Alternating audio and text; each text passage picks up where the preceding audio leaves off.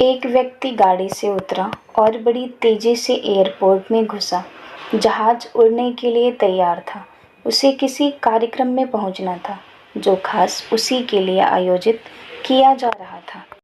वह अपनी सीट पर बैठा और जहाज उड़ गया।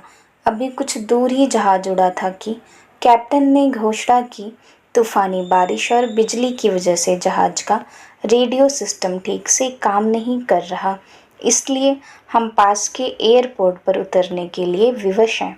जहाज उतरा। वह बाहर निकलकर कैप्टन से शिकायत करने लगा कि उसका एक एक मिनट कीमती है और होने वाले कार्यक्रम में उसका पहुंचना बहुत ज़रूरी है। पास खड़े दूसरे यात्री ने उसे पहचान लिया और बोला, डॉक्टर पटनायक, आप जहां पहुंचना चाहते हैं, टैक्सी द्वारा यहां से केवल 3 घंटे में पहुंच सकते हैं।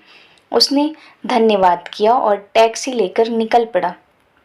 लेकिन ये क्या, आंधी, तूफान, बिजली, बारिश ने गाड़ी का चलना मुश्किल कर दिया। फिर भी ड्राइवर चलता रहा।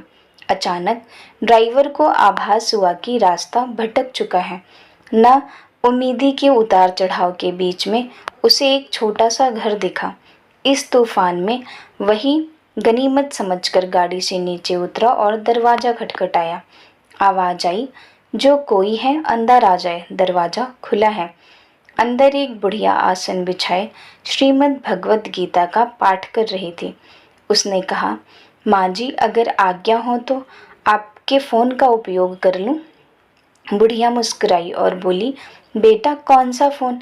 यहाँ न बिजली है न फ़ोन। लेकिन तुम बैठो, सामने चरणामृत है, पी लो, थकान दूर हो जाएगी।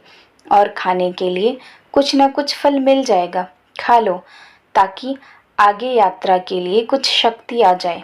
डॉक्टर ने धन्यवाद किया और चरणामृत पीने लगा। बुढ़िया अपने पाठ में खो गई। उसकी नज़र पास पड़े एक बच्चे पर पड़ी। एक बच्चा कंबल में लपेटा पड़ा था, जिसे बुढ़िया थोड़ी थोड़ी देर में हिला देती थी। बुढ़िया की पूजा पूरी हुई तो उसने कहा, माँ जी, आपके स्वभाव और व्यवहार ने मुझ पर जादू कर दिया है। आप मेरे लिए भी प्रार्थना कर दीजिए। यह मौसम साफ हो जाए। मुझे उम्मीद है आपकी प्रार्थना अवश्य स्वीकार होगी। बुढ़िया बोली, नहीं बेटा, ऐसी कोई बात नहीं। तुम मेरे अतिथि हो और अतिथि की सेवा ईश्वर का आदेश है। मैंने तुम्हारे लिए भी प्रार्थना की है।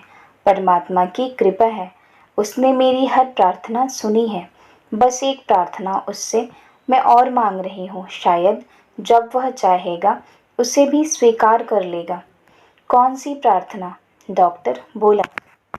बुढ़िया बोली, ये जो 2 साल का बच्चा तुम्हारे सामने अधमरा पड़ा हुआ है, मेरा पोता है। न इसकी माँ जिंदा है और ना ही बाप। इस बुढ़ापे में इसकी जिम्मेदारी मुझ पर है।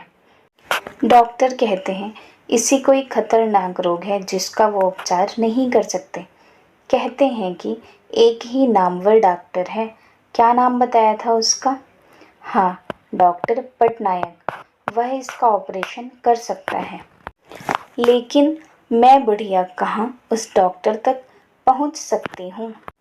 और अगर लेकर भी जाऊँ तो पता नहीं वह देखने पर राजी भी हो या नहीं। बस अब बंसी वाले से ही मांग रही थी कि वह मेरी मुश्किल आसान कर दे। डॉक्टर की आंखों से आंसुओं की धारा बह रही है।